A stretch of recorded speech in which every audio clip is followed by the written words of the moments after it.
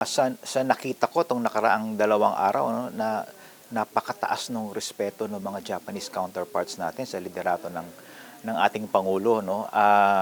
And I think lalo pang tumaas nung nakita nila pagkatapos ng mga pagpupulong ng pangulo at ng mga counterpart officials natin, kung gaano kalalim at gaano natin binibigyan ng pagpapahalaga ang relasyon ng Pilipinas at bansang Japan, no. Yung pagpunta natin dito is actually also a celebration of the 70th anniversary ng ating strategic bilateral relations with Japan. No? 70th anniversary simula nung naitatag yung diplomatic relations natin with Japan, no.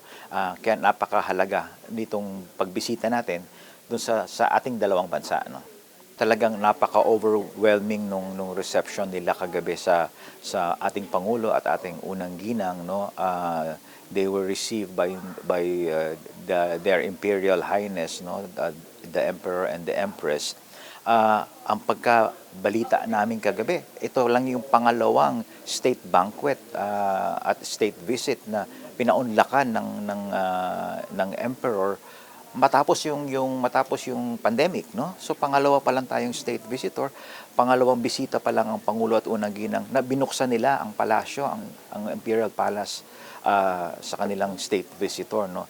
At nakakatuwang panoorin ang pangulo at ang emperor kagabi dahil makikita mo kung gaano nakalalim yung bond, yung relationship nilang dalawa na develop through the years, through mutual shared experiences, no. Kinuwento ng emperor kagabi na ang unang-unang foreign travel niya patungong Australia, I think noong 1974 if I'm not mistaken, nag-stop over yung eroplano niya sa Pilipinas para mag-refuel. So technically, Pilipinas yung first foreign soil that he set foot on, no. And that was very memorable for him, no. At alam naman natin na ang pangulo at ang emperor ay parehong nag-aral sa Oxford University sa UK. So nag-share sila nag-reminisce sila ng kanilang mga nakaraan, yung daily lives nila sa university, and a lot of mutual friends, no. And nakwento nga ng pangulo, one of their mutual friends naikwento sa kanya na ang kagalang-galang na emperor mahilig daw sa halo-halo. So naisipan ng pangulo na magdala ng regalo sa emperor, yung malaki nating baso na halo-halo at saka yung malaking kutsara na panghalo doon. Yun lang yung binilhan ng pangulo. And we understand that His Imperial Highness hindi kumakain kung hindi gawa nung chef niya yung pagkain. So nung kahapon ng hapon, nagpagawa daw ng halo-halo ang emperor at pinakain ng royal family, pati yung mga anak niya ng halo at lahat nagustuhan. Kagabi, pagkatapos nung state banquet, bago kami umalis, kasama ng mga ibang opisyal ng gabinete ng Pangulo, pinakita pa ng emperor, meron siyang dinukot na mga litrato, mga picture niya ng halo-halo. So talagang nagustuhan niya yung ating halo-halo, no. Marami pa silang napag-usapan na makikita mo talaga na malalim na ang relasyon ng pangulo at ng emperor, no. Gaya nga nasabi ko, pangalawang state visitor pa lang ang pangulo, pangalawang leader ng isang bansa na binuksan ang palasyo ng emperor matapos yung pandemic, no. First time nga daw that the emperor was there, the heir apparent was there as well, no, the heir to the throne, no. Madalang daw yung nagsasama sa isang ganung state banquet. At ang halos kompleto ang royal family kagabi. So talagang binigyan nila ng pagpapahalaga yung bisita ng ating pangulo dito. Proud talaga at nakakataba ng puso makita na gano'n na lang yung paggalang nila, pagtingin nila sa ating pangulo bilang isang world leader, no? Isang world leader na ginagalang hindi lang sa ASEAN but sa buong mundo. Kahapon nga, halfway sa state visit, nakasecure na ang pangulo ng additional investment na $3.4 billion dun sa ating high-level roundtable meeting with Japanese businessmen, no.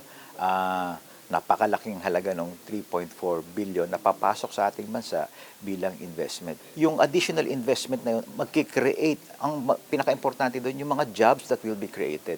Magkikreate ng mahigit 10,000 bagong hanap buhay, bagong trabaho sa atin in the short and medium term. No? Pinakamatagal na doon yung 5 years. In the short term, pag sinuma mo, aabot ng 10,000 bagong hanap buhay ang i-offer nitong additional investments na to. So doon mararamdaman ng ating mga kababayan yan, ano, from expansion sa kanilang negosyo sa Laguna, sa Cebu, all over the country. So hindi lang sa Metro Manila yung expansion. Ito lang yung meeting today, no? And one of them, ang kino-cover nito, wide-ranging businesses, no, from electronics, semiconductor to shipbuilding, no, yung isang shipbuilding company mag-i-invest na expansion nila sa Pilipinas, and pag natuloy yung expansion nila, that will make us the fourth biggest shipbuilding country in the world after China, Japan, and South Korea. Pang-apat na ang Pilipinas sa paggawa ng barko at pag-repair ng barko in the world, the fourth biggest shipbuilding nation in the world. No? So pag natuloy itong investment, napakalaki talaga. Maraming trabahong madadagdag, maraming income ang papasok sa ating, maraming investment na papasok sa ating bansa. So yung mga ganitong foreign trips, hindi lang to puro ceremonial at marami talagang na ibabalik na benepisyo para sa ating bansa. Ngayong araw na to, punong-puno ang schedule ng ating Pangulo. Nagsimula ngayong umaga alas 10 hanggang mamayang I think 9-10 p.m. no, matapos yung kanilang ng Prime Minister ng Japan. So puro trabaho ang Pangulo natin itong the last 2 days, no. So if I may paraphrase what the President said yesterday in one of his meetings, we do not inherit the future. We create the future. And the Philippines and Japan will be creating a future based on limitless possibilities.